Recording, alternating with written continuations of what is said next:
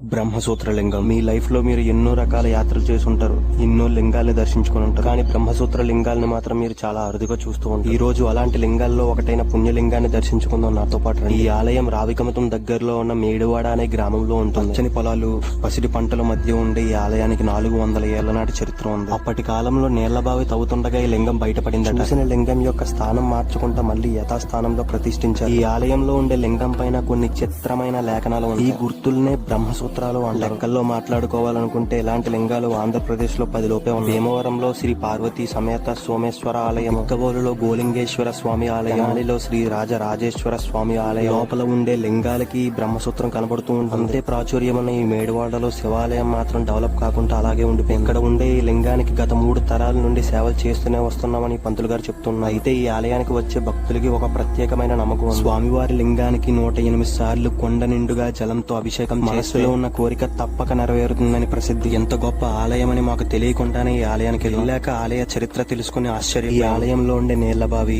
పక్కనే జమ్మి చెట్టు, పక్కనే రావి చెట్టు, ఆహ్లాదకరమైన వాతావరణము, పక్కనే శ్మశాన వాటిక, ఏదో తెలియని ఎనర్జీ అక్కడ ఉందని సూచిస్తూ ఉంది. ఇలాంటి ఎన్నో అసాధారణ ఆలయాలు మన ఇంటి పక్కన, మన చుట్టుపక్కల ఉంటూ ఉంటాయి. మనకు చరిత్ర తెలియకో లేదా వేరే కారణాల వల్ల వాటిని శిథిలావస్థకు తెచ్చేస్తూ ఉంటాం. అలాంటి ఆలయాల్ని గుర్తించి బాగు చేయడానికి ట్రై చేయాలి. ధర్మో రక్షిత రక్షిత. ఆలయాల యొక్క చరిత్రలను భద్రపరచడం చాలా. అలా చేయకపోతే రేపటి తరాలకి అవి ఆట బొమ్మలుగాను, ఆట వస్తువులుగాను మిగిలిపోతూ ఉంటాయి.